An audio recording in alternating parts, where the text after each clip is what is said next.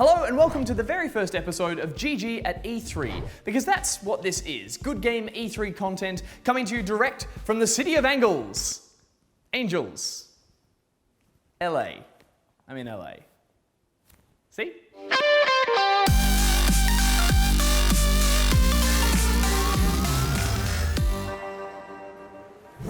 Fancy titles.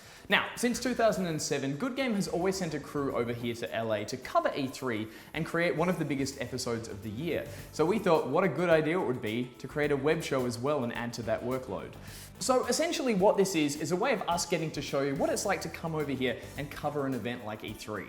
The crew this year is helmed by super producer Lin G. We've got JP as chief camera operator, and Pierreth is my handler and general masseur.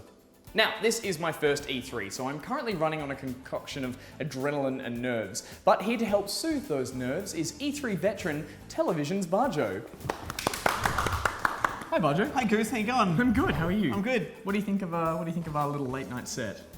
I like it a lot. I think you brought a mug. I've contributed with a mug, which I got for $2. It's Excellent. a Sonic the Hedgehog mug. On the inside, it says, "I'm out of here," which apparently is one of his sayings.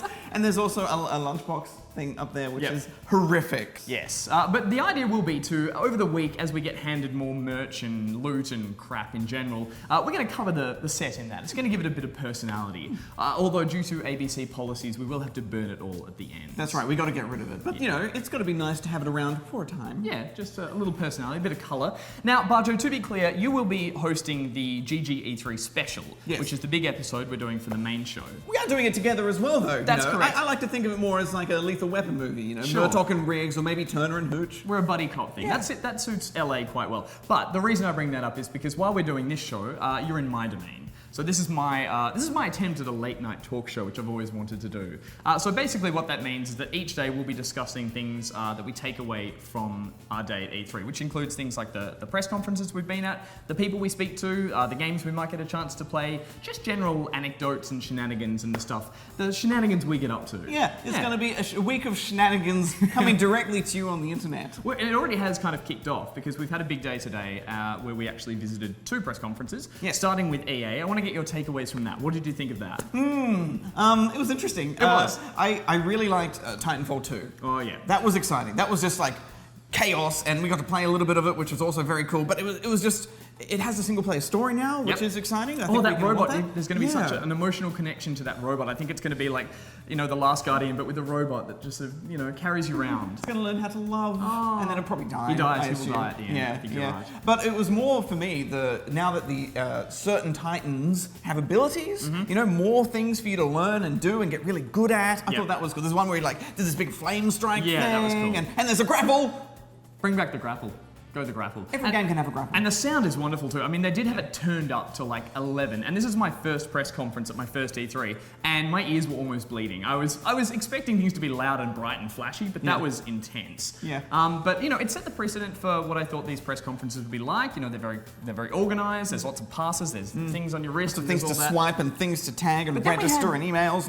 Then we had Bethesda this afternoon, and that was on the other end of the scale. I think that was a little bit more of a higgledy-piggledy mess. What did you think of Bethesda? Well, I enjoyed the actual press conference part, although they did talk about Dishonored 2 forever. A lot.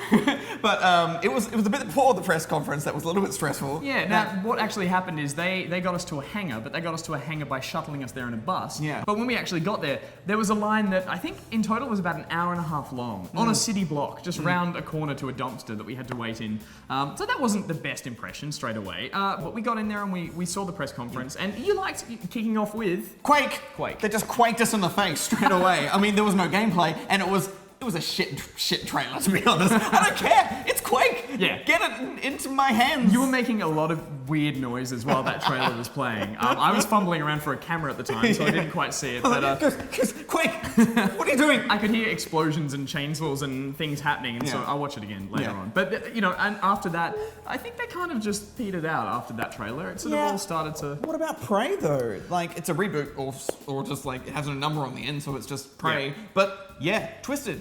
Creepy. Prey confused me because it was a very dark, twisted-looking trailer, and then at the end they just dropped the name, and I went, "Hang on, this isn't Prey 2. This isn't the one I was really hoping for. This is a very different direction." And even if it is close to that game, which I think it's not, it was a nice surprise. Yeah, in fact, they had many more surprises than EA did. EA had a lot of 2s and sequels and kind of like stuff we already knew about. I guess so. There was DLC there as well, but you're going to get that in any of these press conferences. And we've got a lot more of them to go. It's a big week ahead. We've got more press conferences, then the show floor, and then hands-on and interviews and all that sort of stuff. So it is going to be a very big week. Expect more crap on the set behind us and more bags under our eyes, I think, as we get more exhausted. Yeah, absolutely.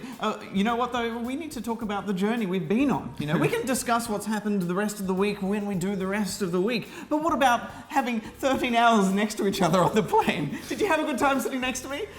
It was good. I think we made good travel buddies. Yeah, I feel like I learned a lot about you. And we even reviewed some onboard direct streaming games on this stupid screen with the buttons, and there was a golf game. There's a golf game, and then I think you reviewed, was it a kid's puzzle game? Yeah, it was called Mucho Muncho or something, and then I died in that by a child bashing me in the head and eating my candy insides. Again, this could all just be a fever dream of the 13 hours that we travelled to get here.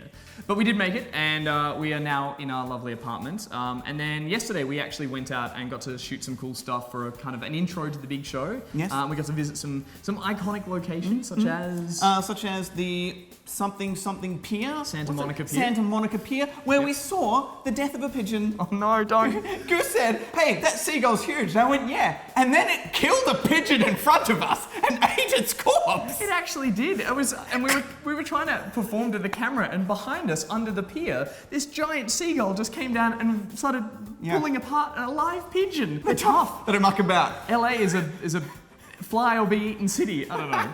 It was terrifying. And then after that, we drove around a lot of LA and we got to see a lot of it, which I love because it's just GTA. It's like living in GTA here. I think we've met all the NPCs from GTA just today. It's insane. So we're looking forward to a big week. I'm looking forward to tomorrow, where we'll have more press conferences. And then following that, we'll be on the showroom floor from Tuesday. So it's going to be a huge week. I don't know if we're going to make it the whole way through, but fingers crossed. But we should probably hit the hay, which is lucky because our bedrooms are just left and right of the studio. Yeah. We're living in our own studio. You want to tuck me in tonight? No, not tonight.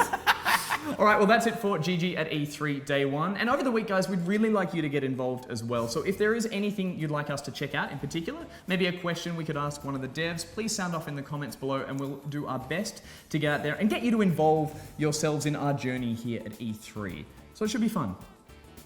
Don't forget to also check out Pocket over on the new Pocket channel for all the E3 and news updates. And remember to check back here tomorrow for another update from GG at E3. Goose out.